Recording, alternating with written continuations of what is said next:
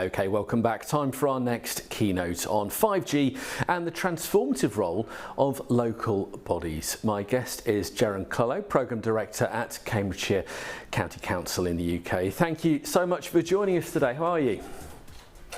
Hi, hello, good afternoon. Oh my God, what a nice, fantastic virtual event so far. So thank you. I'm so pleased to be a national voice of local authorities today. No, I'm very glad to have you here, and it's also my home county as well, so I'm delighted to have you there. As far as I know, they haven't put a statue up yet where the hospital I was born at was. I'm fairly sure it was knocked down, they built a swimming pool, so take that as you will. Anyway, the virtual floor is yours. It's over to you.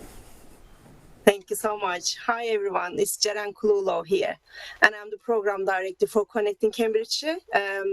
Connecting Cambridgeshire is the outward-looking digital connectivity program of Cambridgeshire County Council. It is funded by Cambridgeshire and Peterborough Combined Authority. You noticed I said outwards-looking program because we are working for our communities and businesses in the county. So we are part of the Place Department. We are not part of IT or transformation program. The council understands the importance of maintaining and improving the county's infrastructure, be that roads, transport, digital connectivity. These are all three essential ingredients for providing residents and businesses that improved access to markets to achieve economic growth and increase productivity. So very briefly, I will talk about my quick background and my ambitions looking for the future. Driving business startup and economic growth, job creation, upskilling through improved digital access has been the key driver for the digital connectivity programs that I have been leading so far. And likewise, at the start of my journey in Cambridgeshire, I started with a pledge to make sure that our residents not only having outstanding digital connectivity, but also optimizing the opportunities and benefits that it brings, especially in the areas of net zero outcome, sustainable transport, and business accelerators. So my ambition going forward is connecting Cambridgeshire to be seen as the key enabler. So please remember this word as an enabler, as I will mention this again maybe a few times. And today I will mainly focus on how local authorities play a key role in facilitating the deployment of digital infrastructure. So digital connectivity is hugely important in meeting some of the key challenges of our age. You take it from sustainable growth to climate change. And we would all agree that delivery of digital connectivity infrastructure involves a very complex combination of technology, civil engineering, investment, external, internal investment. The overarching objective is about the community, is about our people, connecting our people, our places, supporting our businesses to meet their full potential. Because wireless connectivity solutions are key in stimulating innovation and bringing economic benefits. So we said here, helping residents and businesses how they can access public services, because we are increasingly dependent on digital connectivity, and we need to ensure that everyone has access to it, wherever they are, whether it is rural or urban or on the move. We need to keep our communities connected through digital inclusion, because pandemic highlighted the inequality of access and the need for us to support digital inclusion. So we need to work with local councils, district councils, volunteer organizations, network providers to make sure that no one is left out. And of course, another objective, reaching net zero. So we need to be taking full advantage of current and emerging technologies to allow people to work more flexibly, use sustainable public transport instead of cars, to monitor flooding, air quality, to reduce our carbon footprint, because we have the opportunity to make an impact on how to sustain our environment, because digitalization offers new solutions for tackling climate change and protecting the environment. This will, at the end, it will result in healthier, greener, and more prosperous county, as well as creating jobs and attracting investment. So overall, for all of these objectives, local authorities should consider how they can encourage investment in their places through being open, collaborative, and another word that I will very often use, and appreciating the commercial drivers of the industry, so understanding what is in it for everyone rather than only for ourselves. But where is 5G in all of that? So for the benefit of today, we need to talk about 5G, don't we? So before we dive into some specific use cases, I think let's briefly touch on why 5G is so different. 5G is designed to connect virtually everyone, like now, everything together, including machines, objects, devices. But we really need to get the basics right first to understand what 5G is and its capabilities, because many people in our communities are still unaware of the benefits of 5G and misunderstand this. This is often because the information publicly available is it is using technical jargon, which makes it both difficult to understand, but also difficult for us to explain to others. Therefore, people can sometimes swayed by false theories. We all come across with that in our days. It is well known that digital technologies create new opportunities. This is why our role in 5G as a local authority, because we will need to investigate and trial this powerful technology first.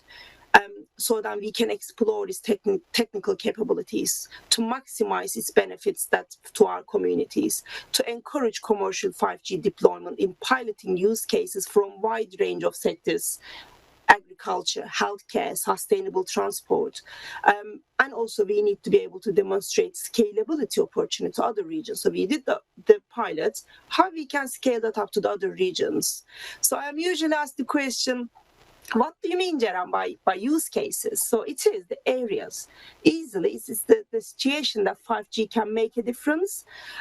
For example, we can use immersive technologies, AR, augmented reality, virtual reality, mixed reality, because that it is now changing how we experience the world around us. It is now essential also factor alongside other utilities when people look at investing in housing market. I will just share this diagram with you. A few years ago, I used this diagram for the 5G Testbed and Trials program for funding application. And we showed, I think that was one of the key points that we proved that approach to central government where we have secured that funding, how local authorities can develop a 5G use case, but also can turn into a business case, because individual use cases may not deliver the Green Book approved business cases. We need to combine those technologies and services to create a place-based case, which will help clearly. So here, what I am trying to show is your initial use case, initial idea of how I can use 5G differently might be totally different, and your end result, your final use case you tested, piloted, and written to turn that into business case might be different. The important key thing here is including your stakeholders at the beginning into those conversations, into those assessments of commercialization, because no one would like to invest into anything that they don't want if it will work, what are the benefits it will deliver, and how much it will cost, what are the return on investment, what are the benefits that they could realize. So because that pilot process will deliver all of or answer all of these questions, if you include your stakeholders at the beginning in your pilot and work with them towards the end, then you will be able to come to your final use case with identifying what is your strategy going forward, how are you going to procure it, how are you going to route it to the market, and then you will see that as a product, as a ticketed experience. If it is an AR experience, you will see an innovative approach of an environmental management use case turn into a product, an operator or a service provider using for a totally different use case. It is all about how you can include them in the first place. So we can show from use case to business case approach. And this is why having a dedicated digital connectivity team sits within the place department, in the heart of the place department, that works with property, travel, transport, environmental management team all together as an enabler, again, as an enabler so then you can provide these business cases before the transformation team or IT or any other services can actually buy in, or a business might want to buy in. So as a local authority, we can undertake those pilot projects. UK is establishing itself as a global leader in developing, trialing, implementing 5G solutions, use cases. But our role is not limited to the use cases as local authorities. Unless we take action now to maintain and build on this leadership, our potential competitive advantage may be quickly impacted by a series of infrastructure and policy barriers. So as an enabler, we can make it easier to deploy telecom infrastructure. What we can do? So we should recognize the value of public streets furniture as a key strategic infrastructure assets. Street furniture offers an opportunity to roll out a 5G network at scale, and we have a unique position to directly influence the connectivity within our region by taking direct action and utilizing all our assets to support digital infrastructure. On the other hand, with growing demand for faster, improved mobile connectivity, the need for data is doubling, and new type of digital infrastructure will be needed in urban or rural areas to improve the capacity of the available coverage, mobile coverage. And one way to do it is small cells. If you speak to anyone working in the sector today, it is clear that promoting digital inclusion and achieving a decarbonized future are among the key aims of most local authorities. From connecting communities to smarter ways of working, we will need greater connectivity. So as Paul said earlier, there is no innovation without connectivity. So it's similar to what he said. We need that connectivity in the first place. This is where small cells will have an important role to play. And another thing, maybe I can look into this slide and say that how are we going to deliver key digital services to our residents that they will thrive and live happy, healthy lives? Because they face multiple challenges with digital inequalities, and it is very important for us to deliver an improved digital infrastructure so then it will contribute to Cambridgeshire County Council's Cambridgeshire as a county economic growth. We have relatively good mobile coverage, but sometimes it suffers from the capacity issues, especially on high density locations. But if we put more mobile telecom sites, that will mean more planning applications, that will mean potentially more clutter on our streets. Therefore, we started looking at them. Are there any alternative technology solutions? One of them is Open RAN, Radio Access Network. And we recently been successful in another government funding called One Competition with our core project. And the core project will develop new technology in our very high density demand areas, allowing mobile capacity improvements and more economic to sustain competitive telecoms ecosystem. And achieving all of those things, local authorities will be required to work with mobile network operators very closely, and even having a digital champion to provide that senior buy-in to the process to make it easier for both sides. So what success looks like? Of course, as I mentioned, mainly effective partnership and collaboration. One of the key issues here to understand is we need to realize the importance of stakeholder engagement in local governments and collaborative partnership to boost our civic engagement. Digital inclusion, behavioral change, so having, as I mentioned, digital champions, because we face increased demographic pressure, reduce finances, and the only way that we can make this happen by innovating. And it is not a way for councils to make money, but about making digital as accessible as possible. How are we going to make fully connected technology ecosystem? We can make it people travel around the county easily and safely.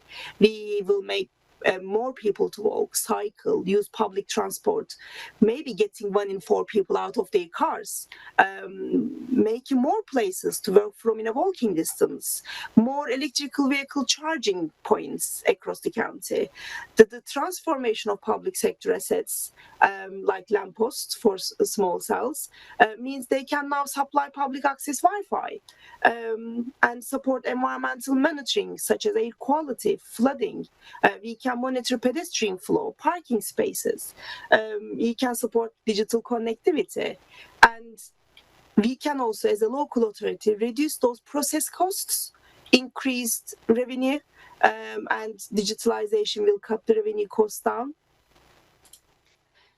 So I put some key takeaways in here, but I really wanted to deep dive in our intention, I am sure for many of you here, to become a low carbon, sustainable destination, and how we can support technical innovation that could affect change on a larger scale to allow future generations to remain in the county. The early adoption and development of 5G technologies will play a key part in delivering our vision. But this won't happen automatically. We need to work together. Although 5G is still in its early stages of rollout, demand is increasing, data speeds continues to grow, and local governments playing an increasingly important role in facilitating that deployment of 5G. How we can make it easier, because councils have responsibility for managing and maintaining its highways assets, so we will be able to support infrastructure deployment. We are also tasked with helping streamline the permit process so we can reduce the administrative burden. Another challenge that I can think of is security challenges. Local authorities can be a matter of help by providing training and guidance on security best practice, or educating the public on advantages of 5G, to support adoption of 5G, addressing concerns about potential health and safety risks. So Connecting Cambridgeshire, already a great example of collaborative working, bringing together district councils, central government, commercial providers, academic partners, just to pool available investment, bring all of those expertise together and local knowledge, local intelligence together by sharing lessons learned, just to speed up the rollout of digital infrastructure, to overcome the challenges we face with expanding existing mobile networks while also developing innovative services for our communities.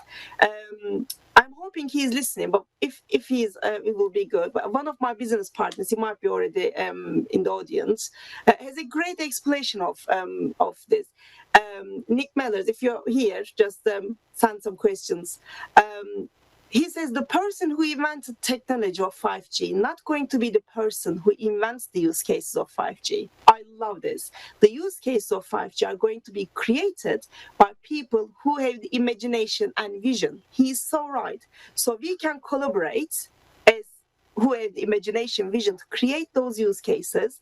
We can bring our strengths together, expertise together, and we can make the most of that powerful technology. So finally, I trust this presentation explains the role of local authorities and how we can support, how we can make the most of this digital infrastructure, innovation and inclusion. And also want to give you some insights about what is art of possible. On the other hand, I am also very determined to be visible in this digital world, which is mainly dominated by men, because I don't see enough women leading on this important agenda. So please get in touch. I'm more than happy to take any questions. If you have any for me now, if you would like to get in touch later, please do so via email or LinkedIn. Thank you so much for listening. Thank you very much indeed. There was plenty to pick through there, and absolutely, you say you're happy to take questions both afterwards or during. So if you do have any, do send them in. I have some questions, if I may. And what I think is so important from events like today is you are putting together very different types of organisations. It can be public, private, business, and everyone's got an opportunity to learn from each other. From your experience and the journey you've all been on, what would you say is the main thing you have learnt from that journey that other people might be able to learn from as well? How I moved to become a digital sector leader in a local authority is just by talking to people. I earlier I mentioned about understanding each other's what we really want for it. So if of course I am prioritizing my local authorities' ambitions and its priorities. That's my job. But while I am working on a project, delivering it, I need to consider others, what they really want out of this project, how I can support that happen. This is very important, collaboration and seen as an enabler. This is why I keep mentioning that, just to remember, we need to talk to each other, we need to understand what we really want and how we can put our strengths together. So main thing I did is talking to my contacts, having time for these kind of relationship management and building that network. When I was talking to one of our guests earlier, it was looking at the idea of having a strong networks and digital connectivity. Not having it is almost like having a building without electricity or running water. For you, why is it so important to be at the leading edge of this kind of technology for your particular region? It is for UK really, not only for our region. Digital connectivity is key for every single sector. If you want any statutory council services sustainable, you need to make it digital because it is moving. The time is moving, we have new technologies, everything will be changing, demand is increasing to data, the way we are working is changing. Therefore, if we don't make it digital, if you don't digitalize it, if you don't use innovation like Paul mentioned earlier, then we cannot achieve it in the long term. Every 5 years probably we need to change the way we are working and that service needs to be updated again. But if we digitalize, then we can pick up with the new technology, move on. But to be able to have the innovation, we need to have the connectivity. And this is why local authorities can support that infrastructure deployment by collaborating our internal stakeholders, making sure the permits, planning applications, giving access to our assets. When it comes to getting that kind of ambitious plan through, whether it's in your situation through a local authority or if it was maybe in a private business, what advice would you have of pushing that kind of agenda towards the decision makers to allow that progress to be made? Decision makers needs to be our digital champions. And for this, we need to really explain what it means. We use a lot of technical jargon. We should stop using that. And making sure that without technical jargon explaining the outcomes. So we don't need to go to technical of how it will be delivered. We need to talk about the outcomes. And by talking and educating and giving that intelligence to our decision makers, then they will become our digital champions. Because if they are digital champion, then they will be able to talk to their constituents, then they will be talking to different platforms to provide their buy-in and to make the evidence-based decisions. Yes, it does feel like a key theme of today, translating the technology into business advantage, I suppose. Okay, well, Ceren, thank you so much for joining us. You've covered a tremendous amount of ground there, and it's really fascinating to see it from a slightly different perspective rather than purely from a straight business point of view. So thanks so much for joining us. Really enjoyed your company today. Thanks so much for having me. Thank you. Thank you very much indeed.